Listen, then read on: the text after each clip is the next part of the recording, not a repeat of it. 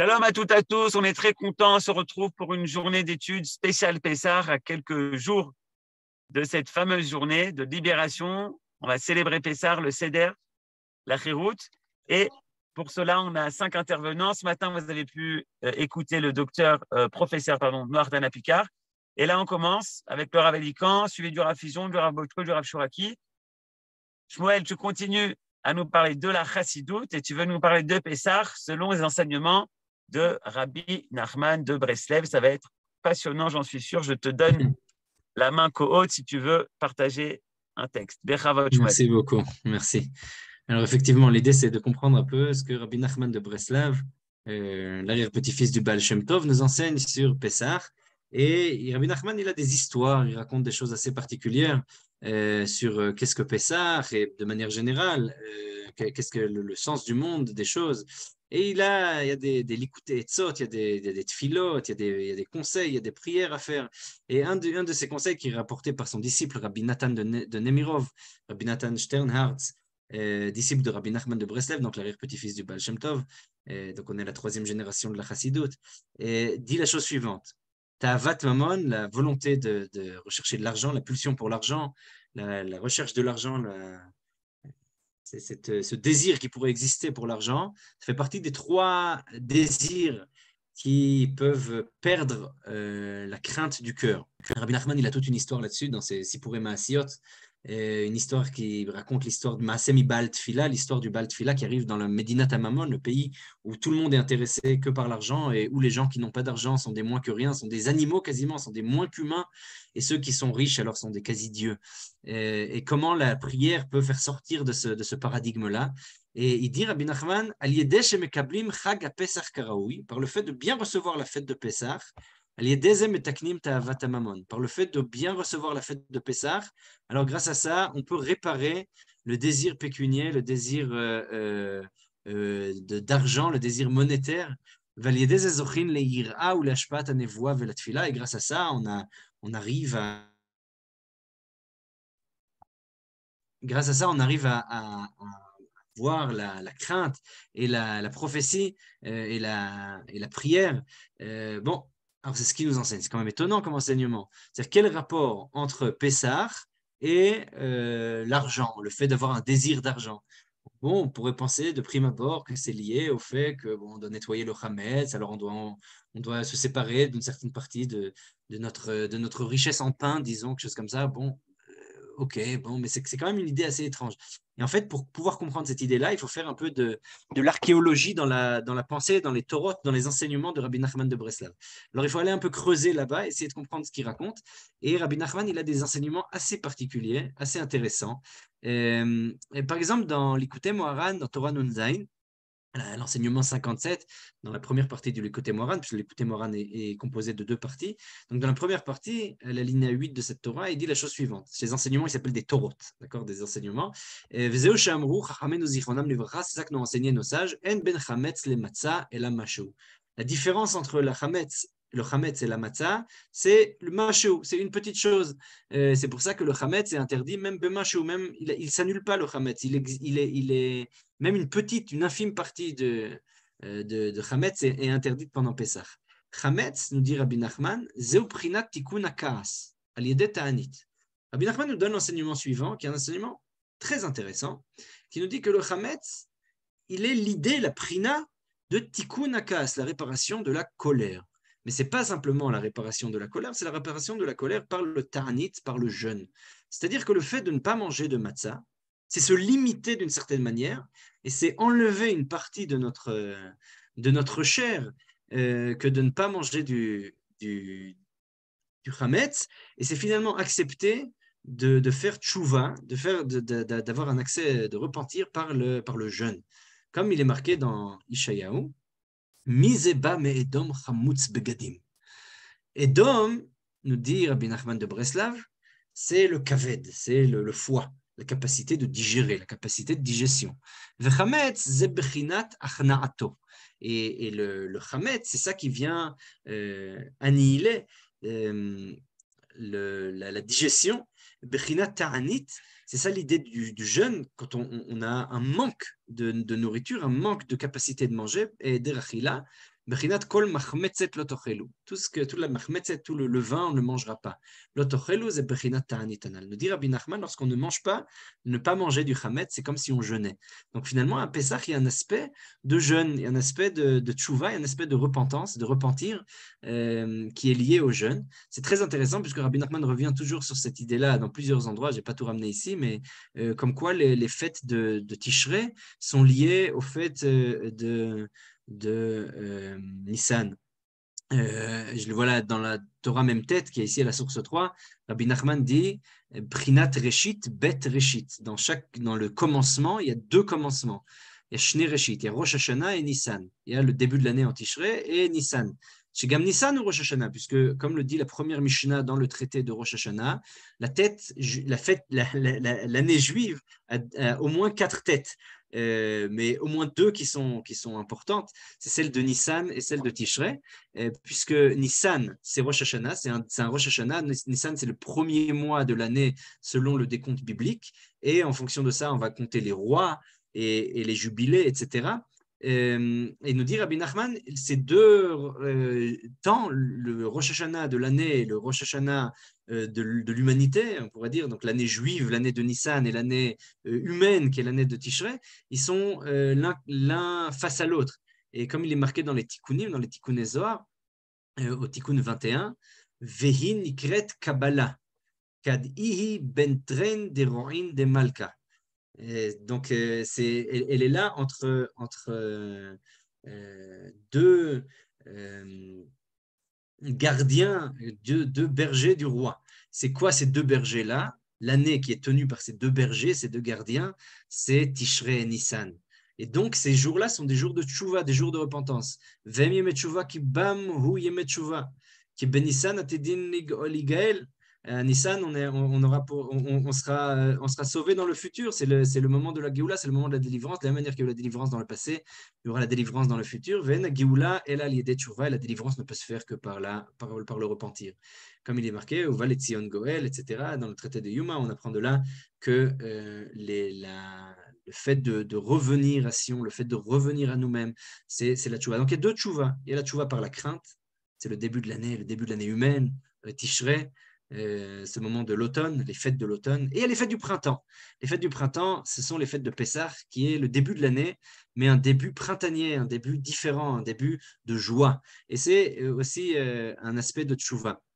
On a un enseignement du Rabbi de Rogine, le Riginer, Rabbi Israël de Rogine, qui est aussi le petit-fils du Maguid de Mezrich, le disciple du Baal Shem Tov, qui dit la chose suivante, qu'il avait pour usage lors de Shabbat Agadol de faire une dracha sur la tchouva et de Shabbat Shouva de faire une dracha sur comment cachériser les ustensiles, puisqu'on est tous comme des ustensiles qui pouvons se briser devant notre Créateur, et c'était sa manière de célébrer et de montrer que les choses étaient interliées. Il racontait aussi, Rabbi Israël de Rogine, qu'une fois, alors qu'il allait faire l'abdika du Hametz, tous les chassidim se sont assemblés autour de lui. Et les chassidim qui se sont assemblés autour de lui, bien entendu, voulaient voir comment le rabbi allait faire l'abdikat Hametz et se joindre à lui. Et tout d'un coup, il commence avec une grande voix. Kol chamira vechamia deika birshuti. Bon, il avait déjà fini l'abdikat apparemment.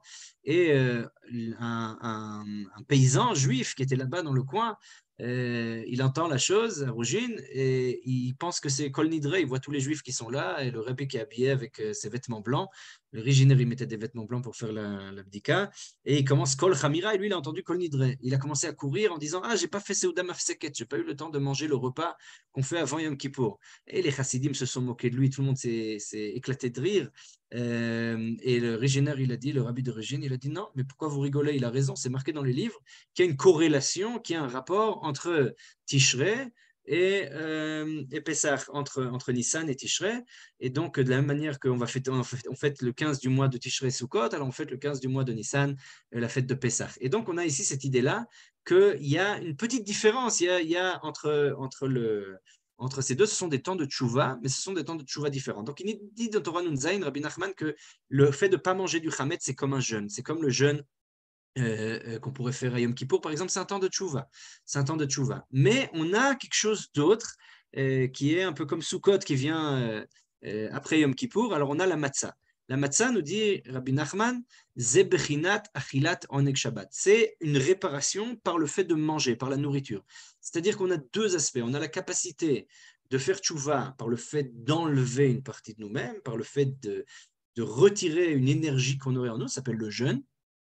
Et on a une tchouva qui est différente, qui est faite par le fait d'intégrer quelque chose en nous, ça s'appelle la matzah. Donc ici, ce sont deux aspects différents qui sont dans la fête même de Pessah. C'est le chametz et la matzah. Quelle est la distinction entre les deux? Mashou, une petite chose, il y a quasiment rien. Il y a quasiment rien qui sépare le chametz de la matzah. Ainsi qu'il est marqué dans Isaïe, les man tamotsu vitanagtem. Il apprend, il fait cette dracha-là, où tamotsu, ça vient de matzah. Et donc, il faut avoir le plaisir, il faut chercher la jouissance. La matzah, ça doit être un oneg Shabbat, ça doit être un plaisir.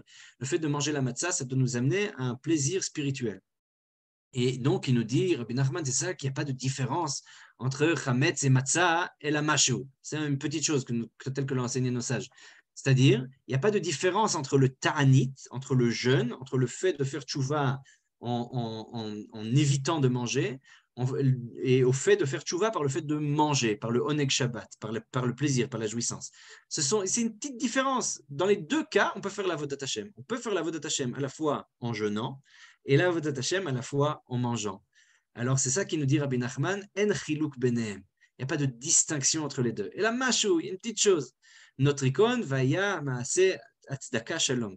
Mashou, c'est l'acrostiche de vaya maase atzdaka shalom.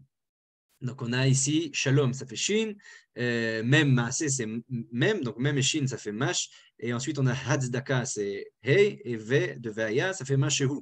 Donc, on a ici donc l'acrostiche de mashehu, nous dit Rabbi Nachman, vaya maase atzdaka shalom, c'est-à-dire le fait de faire de la tzedaka, le fait de donner, ça amène la paix, ça amène une harmonie. Et le fait de faire cet acte juste qu'est la tzedaka, alors c'est ça qui est la distinction entre le ta'anit, entre le fait de ne pas manger, entre le jeûne et le fait de manger un oneg, un ta'anoug, un oneg Shabbat, la matzah. Aïnou, et nous dit Rabbi Nachman, qui en domé shalom chez le ta'anit, puisque ne ressemble pas la paix qui provient suite à un jeûne de la paix du Shabbat. Shabbat shalom, le shalom chez le Shabbat, qui zé en lopé, vezé yesh lopé. Puisque l'un, il a une bouche et l'autre, il n'a pas de bouche. Alors, qu'est-ce qu'il veut dire ici, Rabbi Nachman? Il nous dit la chose suivante. Lorsqu'on ne mange pas, alors notre bouche, elle ne sert plus à rien. On ne peut plus manger, elle ne sert à rien. J'ai rien à ingérer, donc pourquoi j'aurais besoin d'une bouche? Donc, je peux faire la paix sans parler.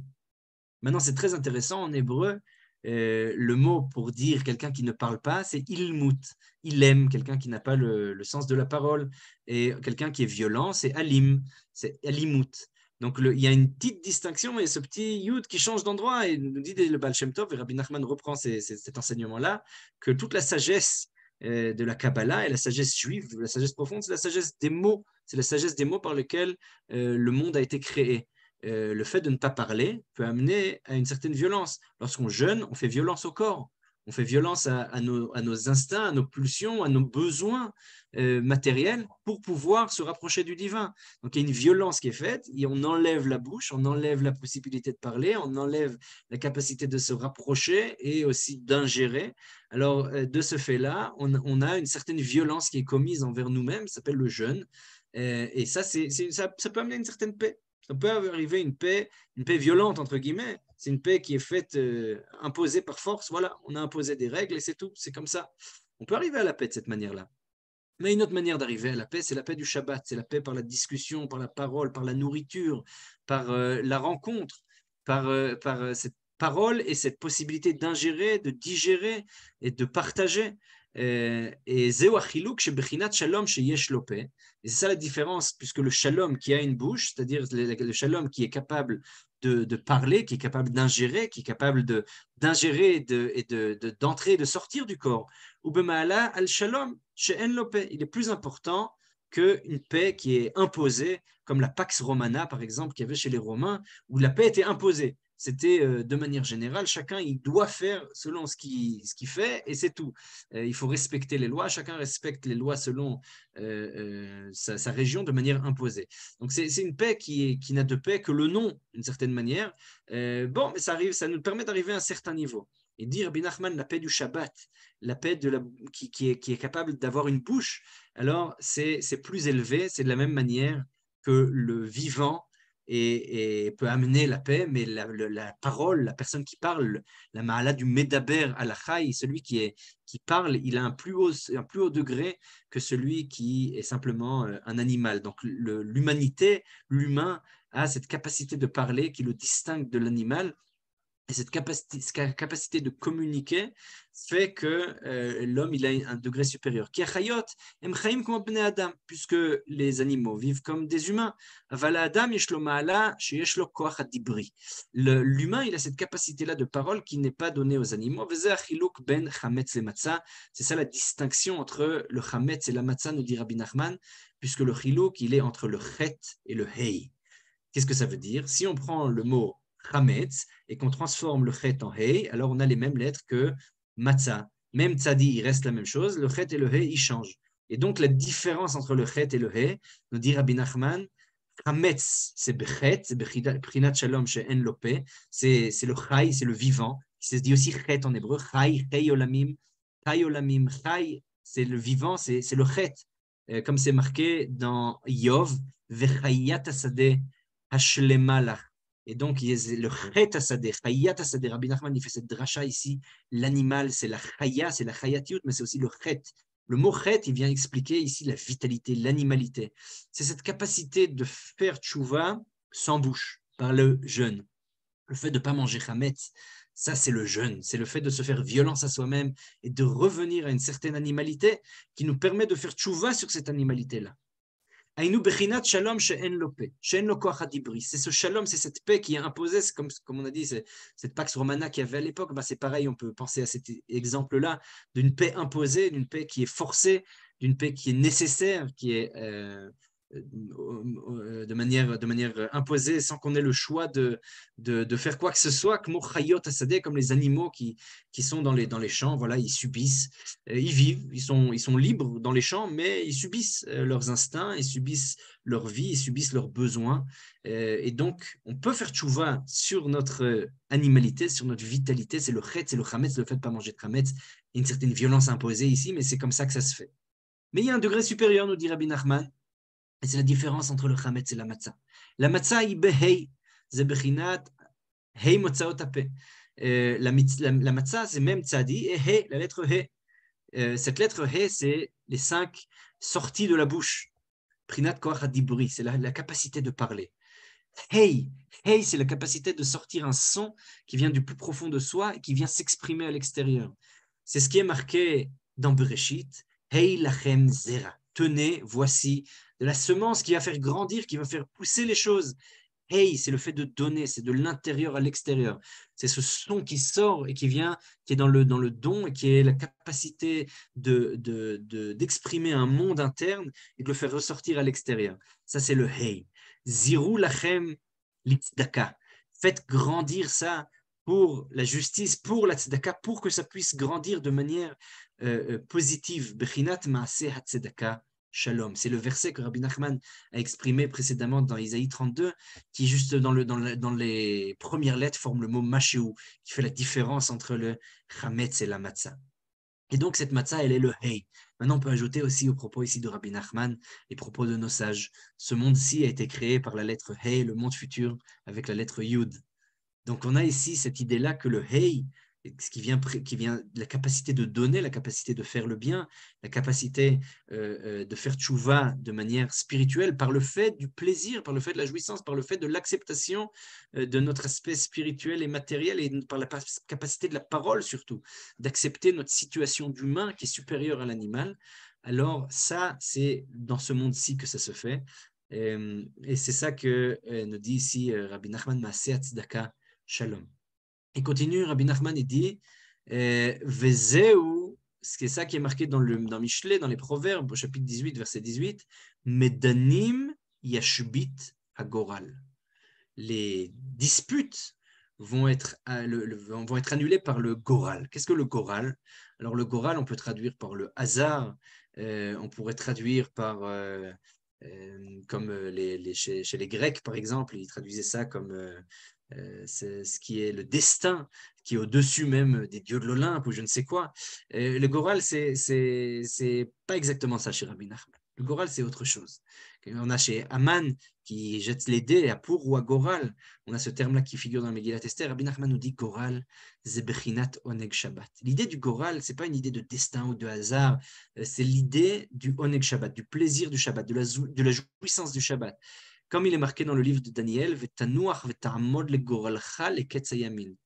C'est ce qu'on dit à propos d'un défunt, qui se repose et qui se tient à son destin, le goralcha, le ketzayamin, jusqu'à la fin de ses jours, on pourrait ici dire la fin de sa droite, c'est-à-dire la fin de tout ce qui, de sa justice. Shaziye kulo Shabbat, la suite de son chemin, la suite de sa voie, c'est le moment où il y a Shabbat. C'est quoi ce Shabbat-là? Ce Shabbat, c'est le repos. Le Shabbat, c'est la capacité de profiter de ce qu'il y a. Alors, de manière ici paradoxale, le Shabbat, c'est là où l'homme il est égal à l'animal, puisque l'homme n'a pas le droit de faire de melacha, de travail le Shabbat, de la même manière qu'il n'a pas le droit de faire travailler son animal le Shabbat. L'homme et l'animal sont égaux à Shabbat, ils sont assis dans les champs, profiter de la nature, l'homme doit profiter du divin, et c'est le moment pour étudier à Shabbat. Et l'animal, bon, il se repose. Et c'est ça, tanuach, tinat vayanach beyom hashavi. Mais ici, on a ce concept de goral qui vient annuler les disputes et les sentiments d'oppression. Donc, on a la capacité de l'homme à sortir de son quotidien, de ses névroses, de ses difficultés dans lesquelles il est, toutes les tensions dans lesquelles il peut être mis. Rabbi Nachman, il a une Torah extraordinaire dans laquelle il dit que lui, il s'oppose au Chumrot à Pessah, il ne comprend pas pourquoi les gens sont si difficiles. Il dit toutes ces histoires de Chumrot à Pessah, je ne comprends pas d'où ça vient.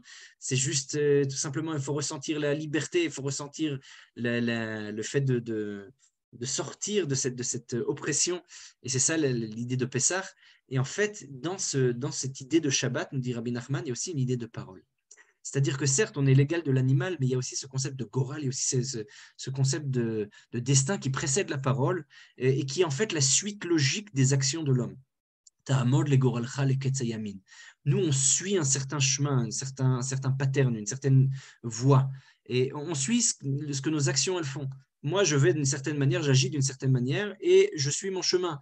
Et mes actions vont faire qu'au bout d'un moment, je vais pouvoir m'arrêter et regarder ce que j'ai fait.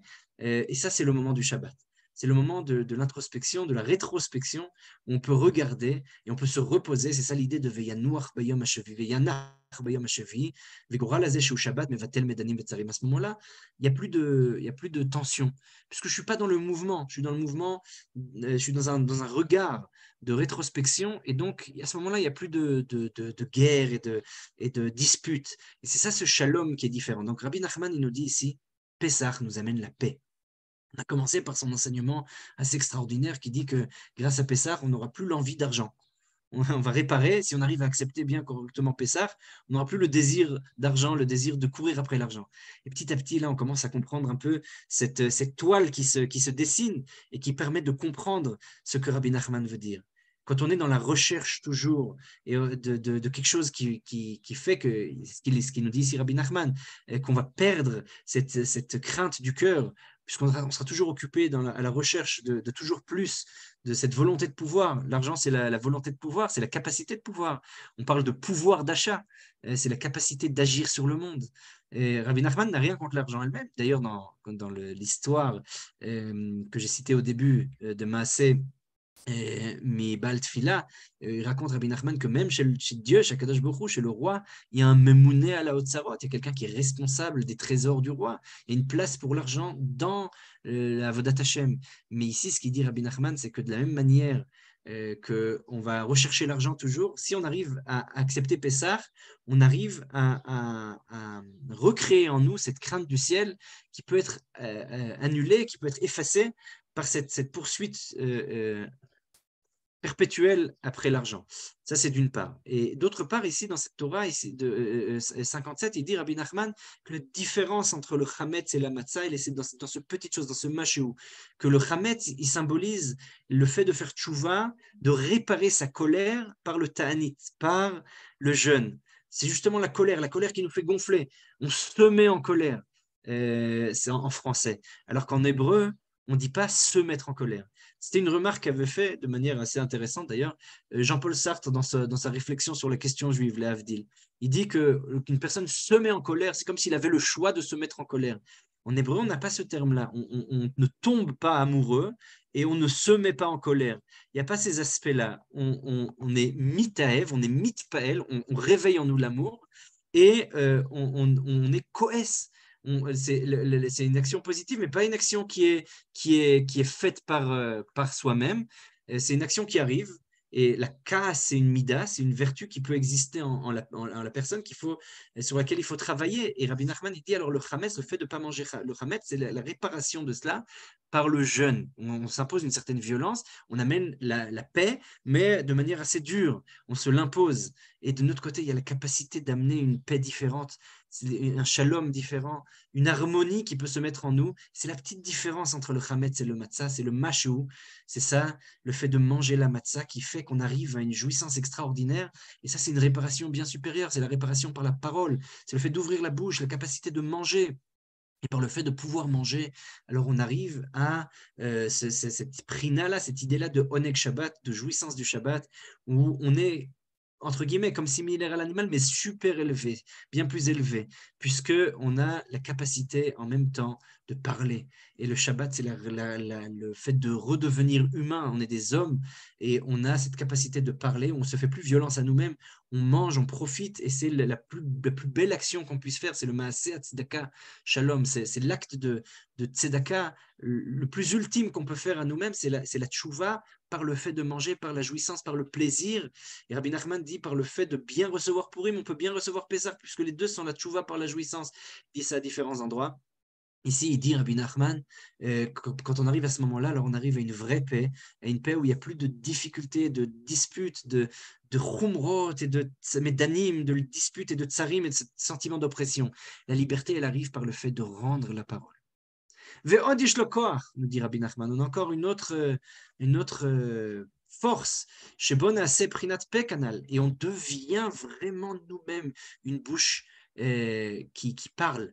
Vezeu uven atzumim yafrid. Entre deux forces, il y a une séparation qui se fait. Benit tatzmut vitrabrut kanei achet, les gag achet. Il y a cette séparation entre ce qui tient, la barre oblique qui va tenir le chet, donc là, le pied du chet, et le toit du chet. Le chet, il est fait de telle sorte qu'il a un pied et un toit. Et si on efface ce lien, alors à ce moment-là, on a un chet qui devient un hey. On ouvre le chet, on ouvre la chayout, la vitalité à l'humanité. C'est comme si on ouvrait la bouche. Donc ici, à Pessah, il y a la bouche Pessah, la bouche qui s'ouvre. Et c'est ce qu'il nous dit ici, Rabbi Nachman, dans la Torah même tête, et par la suite, il dit Ikar Yediat Kabbalah, la sagesse de la Kabbalah qu'on doit savoir, c'est Yediat Sodot Torah, c'est les secrets de la Torah, et ce qui sont pour le futur, la Tid Lavo, Shazid Gale Oraita de Atika. À ce moment-là, la Torah qui était ancienne, la Torah qui était voilée, elle va se dévoiler, Bifrinat Ta'anug Shabbat, c'est ce même Oneg Shabbat duquel on a parlé, Az Titanag Alashem, c'est marqué dans le prophète, dans Isaïe. Az Titanag Alashem. Dans le futur, on va pouvoir profiter de ce taranouk, de cette jouissance du divin. Et ça, c'est, nous dit Rabbi Nachman, l'idée de Pessah qui est aussi un temps de tchouva, mais un temps de tchouva qui est un temps par la joie, par la bouche qui s'ouvre. Ils disent le chant Tishrei, le chant Shira. Tishrei, c'est Tashir. Tishrei, c'est le fait de chanter, c'est le fait de raconter par la chanson, par l'hymne, par le chant, par la poésie. Le chant Pesach, c'est Pesach. Pesach, c'est la bouche qui s'ouvre, la bouche qui parle. Alors ici, bien entendu, le Harizal dans Sha'ar HaKavanot, ainsi qu'il est dit Ashir yelachem keleil itkadesh chag. En fait, ce qu'il y avait à Pesach à l'époque du temple, c'était tout simplement un korban Pessah et des gens qui venaient chanter en amenant leur korban, leur sacrifice, Et ensuite, ils se mettaient ensemble par groupe de 30. Ils mangeaient leur bon rôti avec une matzah qui avait une sorte de lafa. On rajoutait le maror qui était de la salade et on mangeait le shawarma ensemble. En tout cas, c'est ce que dit Hillel, qu'on faisait le korer, on mangeait ça ensemble. Et c'est cette capacité de chanter au Beth Amikdash qu'il y avait. On pouvait chanter ensemble, on devait dire le Hallel sur le Korban Pessah. C'est ce que nous dit le prophète dans Isaïe 30. Ashir yeh lachem kelel itkadesh chag. La chanson sera comme la fête que l'on sanctifie. Et il nous dit ici, selon les propos du Harizal, qui à ce moment-là va se réveiller la chanson, la mélodie, le languissement et le chant qu'on a dans le monde. Bivrinat Pesach, c'est la bouche qu'on va ouvrir. Et on a ce même cheminement dans le soir du Seder, où on commence par raconter des choses. On commence, on fait kidouche, ensuite on raconte des choses, le Maguid, et ensuite à la fin on arrive au Hallel. C'est ça le cheminement qu'on suit. On arrive à une ouverture de la bouche où finalement on arrive au chant, et certains ajoutent même Shir Hashirim à la fin, les Manizamecha Chavod Veloidom, pour qu'on puisse chanter l'honneur divin et ne pas se taire. Veloidom Daika, c'est-à-dire vraiment ne pas se taire. Avoir la capacité de ne pas garder ce silence qui est de l'ordre, comme on l'a dit, du ta'anit, qui est de l'ordre du jeûne, qui est de l'ordre de la rétention. Il faut justement aller vers l'extérieur, ouvrir. C'est la bouche qui s'ouvre, la bouche qui parle.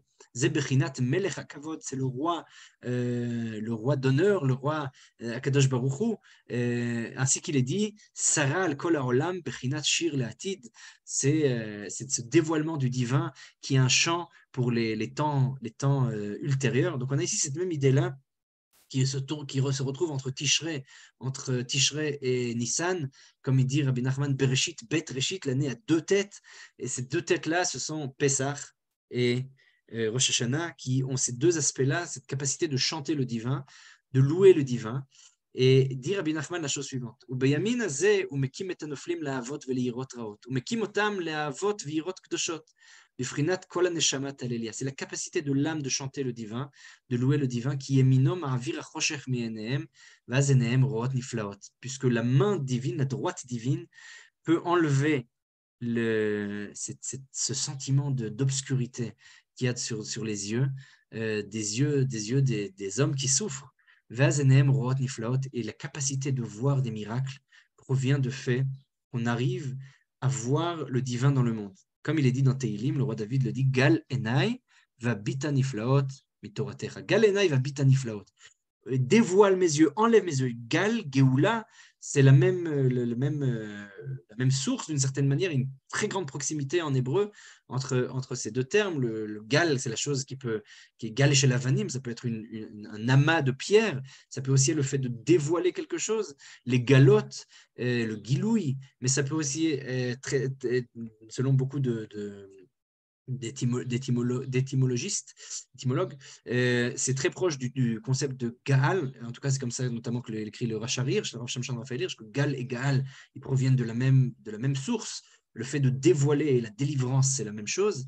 Veniflaot, Elou, nous dit Rabbi Nachman, c'est un miracle-là, c'est l'idée même de Pessah. C'est Prinat Pessah, Shou Yamin, qui est la droite. Ainsi qu'il a dit dans Emicha, qui met cette Echam et Mitzrayim et Renu Niflaot. Comme au temps de la sortie d'Égypte, alors Dieu va nous montrer des Niflaot, va nous montrer des miracles lors de la délivrance.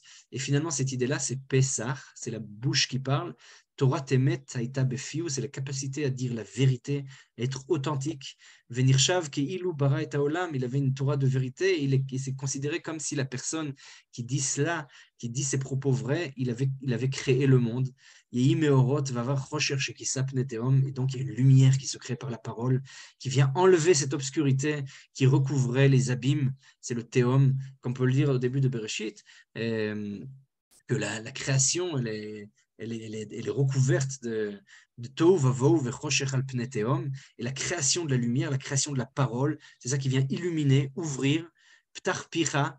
On va ouvrir la bouche, et c'est le fait d'ouvrir la bouche, le fait d'ouvrir l'humanité, le fait d'ouvrir cet infini qui est en nous, c'est ça qui va pouvoir permettre la prière, ça qui va pouvoir permettre la prophétie, c'est ça qui va pouvoir permettre de voir le divin dans le monde. C'est-à-dire, pour pouvoir voir, il faut enlever le masque qui nous empêche de voir, et ensuite on peut ouvrir cette bouche, et c'est ça l'idée de Pessah.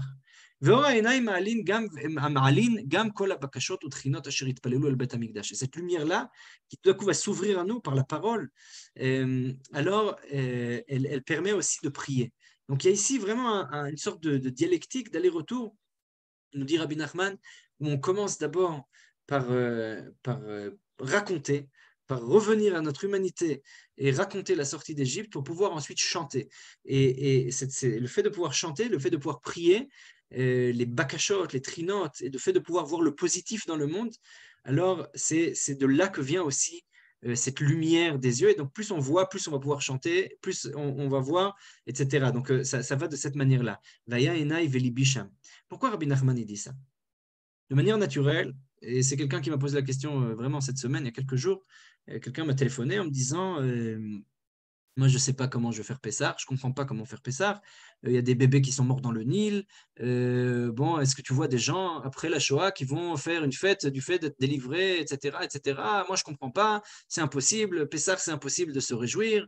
Il y a eu trop de mal qui a été fait, on a été asservis. Alors quoi, si on est sorti d'Égypte, tu sais combien sont restés là-bas, tu sais combien sont morts, c'est pas possible. Moi, je ne peux pas faire Pessah.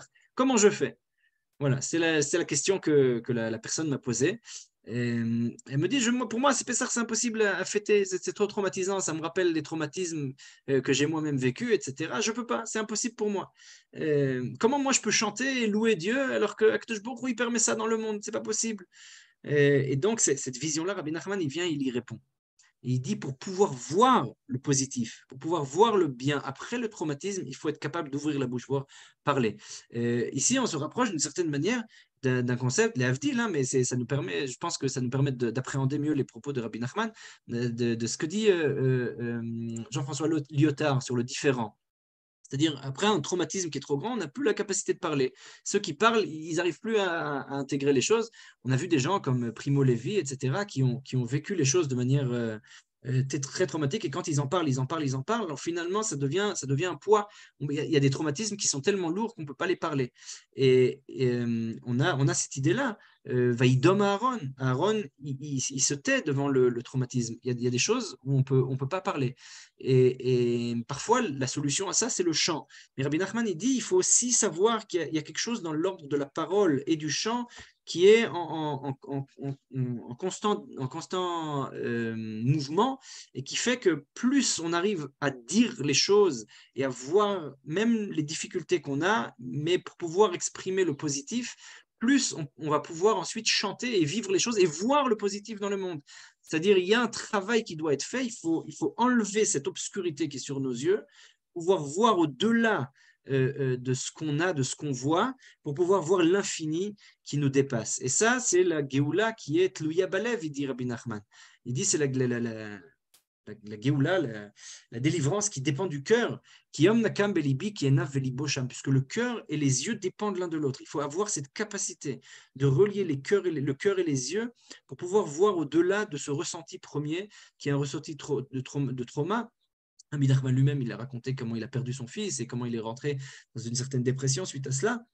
Et donc, on voit à quel point, nous dit Rabbi Nachman, c'est une Torah qu'il a enseignée dans l'Écoute Morantoniana, Torah Pegimel, c'est une Torah qu'il a enseignée après le décès de son fils, où il avait beaucoup de difficultés. Il dit le Pessah, c'est la capacité de voir le bien malgré tout, c'est la capacité de voir le divin dans le monde. Et pour ça, il faut pouvoir enlever cette difficulté qu'on a sur les yeux par le fait de parler, par le fait d'avoir cette bouche ouverte, de dire la vérité, Torah temet aita befiu. Et c'est comme si on recréait le monde, c'est comme si on devient shoutaf, c'est comme si on devient partenaire d'Akadosh Baruch Hu. Et nous dit Rabbi Nachman, c'est ça que nous dit la Torah dans Bereshit, Vaikra la Or Yom, que le Or, la lumière, s'appelle la journée. Il faut passer la journée. Or Aïnian Meorerim, Or Aïnain Meorerim Yom Nakam Shebalev. La lumière des yeux réveille le jour de nakam, de vengeance, des velléités qui peuvent être dans le cœur, les vatel seor vechametz shel yetzer lev adam ra nishar lo min neorav, pour enlever le yetzer qui est en nous, c'est-à-dire la capacité de voir la lumière. Alors c'est ça qui nous permet d'avancer. Et nous dit Rabbi Nachman, c'est ça le seor et le chametz, puisqu'on doit faire l'abdika du chametz quand or l'herba asar, à la lumière du 14. Cette lumière qui vient nous réveiller, qui vient nous permettre d'aller au-delà de l'obscurité qui nous entoure. Donc on a ici ces deux aspects-là, le chametz et la matzah. Le chametz, c'est le jeûne, c'est la violence qu'on se fait à nous-mêmes, où on s'impose de ne pas manger, on se crée une certaine une paix intérieure, mais c'est une paix qui est un peu imposée, où justement, on va pas toucher à cette violence, à ce trauma qui est en nous, et la lumière à laquelle de la bougie avec laquelle on va chercher le chametz, et cette matzah, c'est l'idée du Oneg Shabbat, de cette lumière infinie, de cette grande jouissance qu'on a, et qui va amener au chant, qui va amener à la parole, qui va ouvrir. Et ça, finalement, nous dit Rabbi Nachman de Breslav, c'est ça, cette idée-là de la matzah, qui va pouvoir nous rapprocher de Akadosh Baruch Hu. Alors, selon ça, il dit qu'il y avait un usage, il s'est rapporté dans Sichot Haran, de tourner la table lors de Shabbat Agadol, parce que le dibour, la parole, était encore en exil. On ne peut pas parler tant qu'on ressent encore qu'on ne peut pas manger, qu'on n'a pas de table, qu'on n'a pas où se poser, qu'on n'a pas ce plaisir du Shabbat, on n'a pas la matzah, on n'a pas la capacité de faire la tchouva par le fait d'ingérer les choses, par le fait de recevoir le monde tel qu'il est. Et le Shulchan, nous dit Rabbi Nachman, c'est l'idée de dibour, c'est l'idée de la parole, puisque c'est marqué Vaïdaber Elai Zeh Shulchan Asher Lifnei Hashem. C'est ce que dit Yechezkel. La table, elle est la symbolique de la parole. Lorsque la table est retournée, alors on n'a pas de parole. Qui a le kol motzapi Hashem ichi adam. On doit vivre selon les propos d'Akadosh Baruch Hu. Et donc, Shabbat Agadol, qui avant la sortie d'Égypte, l'usage chez Rabbi Nachman, c'était de retourner la table. On ne mangeait pas sur la table. On avait la table à l'envers pour dire que la parole était en exil, qu'on ne peut pas manger, qu'on ne peut pas ingérer quoi que ce soit. Seulement à Pessah, on retourne la table. Et alors là, on peut s'asseoir ensemble, parler ensemble et délivrer la parole, délivrer la nourriture, délivrer le fait de se rencontrer dans notre humanité et dévoiler cette lumière qu'il y a dans le visage. Et nous dit Rabbi Nachman Rabbi Nathan dans les Likutei Etzot, Agada shel Pesach ou Tikkun Abrit. La Agada de Pesach, c'est la réparation de l'alliance. Alken omrim Agada bekol ram, on dit la Agada à voix haute, parce que c'est la voix, elle réveille le da'at. Le da'at, c'est le chibour, la capacité à se lier l'un à l'autre, par la connaissance, par le fait de comprendre l'un de l'autre, la compréhension, le fait de se lier. Et ça, c'est la Géoula, ça, c'est Ikar Géoula, l'idgalut da'at. Nous dit Rabbi Nachman, selon les enseignements du Baal Shem Tov et du Maggid, que la Géoula, la délivrance, c'est le fait de pouvoir se lier l'un à l'autre, de voir et de connaître et de comprendre et de pouvoir se lier et être ensemble. Qui galut Mitzrayim ayab gamabrit ou gamadat. L'Égypte, l'exil de l'Égypte, c'était l'incapacité de se comprendre, l'incapacité de se connaître. C'était le fait de l'éloignement et le fait de ne plus être l'un avec l'autre. Le fait de boire du vin, c'est pour nous rapprocher. Même le pauvre chez Israël, il doit boire le vin, même s'il n'a pas d'habit, on va lui prendre de l'argent du tamrouille, du bête tamrouille, de la soupe populaire pour lui donner du vin. C'est ça la brite, c'est ça l'alliance. On va recréer une alliance, on va recréer une proximité, on va recréer un être ensemble. Et il dit Rabbi Nachman que les Talmidim, ils racontent, les disciples, ils disent qu'une fois, ils ont dit qu'il y avait quelqu'un qui était veuf avant Pessah et qu'il fallait l'aider, etc. Et Rabbi Nachman, il a dit, oui, vous savez, Pharaon aussi était veuf. Et ils n'ont pas compris. Ils ont dit, comment ça? Oui, il n'avait pas d'armée, il était Belo Achaïl. Bon, alors ils ont dit, c'est marqué, Ki echad me'em lo notar. Il ne reste pas de eux dans Taïlim 106. Et alors, les disciples n'ont pas tellement compris. C'est marqué qu'ils ont dit, bon, peut-être Echad Mehem lo notar, c'est l'acrostiche de Alman, mais ils disent Advarim Stumim. Mais selon ce qu'on a expliqué maintenant dans l'enseignement de Rabbi Nachman, on comprend. Rabbi Nachman nous dit, Pharaon, c'est l'idée d'Égypte, c'est l'idée d'être seul, c'est l'idée d'être recroquevillé sur soi-même, c'est l'idée de moi, je me suffis, et il ne me reste rien d'autre à part moi. Ani Emlor. Ani ve'otsem yadi, c'est moi et moi et moi et moi. L'égocentrisme, ce solipsiste qui est là. L'idée du chametz, c'est justement de ne pas manger le chametz, c'est se séparer de ça, de créer une sorte d'ordre qui amène une certaine paix, une certaine pacification, mais qui est, comme dit, de manière assez violente, puisqu'on se l'impose. Et finalement, on a la matzah qui vient amener cet aspect divin, cet aspect où on vient rechercher la parole, on vient rechercher le plaisir, la jouissance, le Oneg Shabbat, cette capacité d'aller au-delà. Et la matzah, c'est le fait de retrouver la parole après le traumatisme, d'ouvrir les yeux, de ressentir cette lumière pour pouvoir parler. Plus on parle, lechem sho'onim alav dvarim marbel, le pain sur lequel on dit des choses, plus on va pouvoir dire, plus on va pouvoir finalement chanter, plus on chante, plus on va pouvoir voir le bien, plus on va pouvoir voir le divin dans le monde. Et c'est ça finalement la Géoula qui va nous permettre de nous lier les uns aux autres. Et finalement, on revient à cet enseignement de Rabbi Nachman sur l'argent. Rabbi Nachman, il dit, si on fait bien Pessah, alors ça nous éloigne de ce désir d'argent. Ben, on comprend. L'argent, c'est pour remplir nos besoins, nos désirs, notre capacité d'agir sur le monde, notre pouvoir d'action, notre pouvoir d'achat. À partir du moment où on comprend que le fait, c'est d'aller vers l'autre, alors, et c'est ça, bien accepter Pessah, et c'est d'être ensemble, alors à ce moment-là, on n'a plus ce désir-là. On a un autre désir, c'est le désir du partage, le désir de la parole, le désir de manger et du Oneg Shabbat et de ressentir cette Géoula. Et puissions-nous la mériter. Voilà. Merci beaucoup, Toda Rabba, Rav Shmuel Elikan. Un grand plaisir de t'écouter. On va tout de suite passer à la suite. Il n'y a pas le temps pour les questions, je suis désolé. C'est les questions par chat ou Rav Shmuel, on fera passer les questions sur ce magnifique cours. Et je vois une seconde.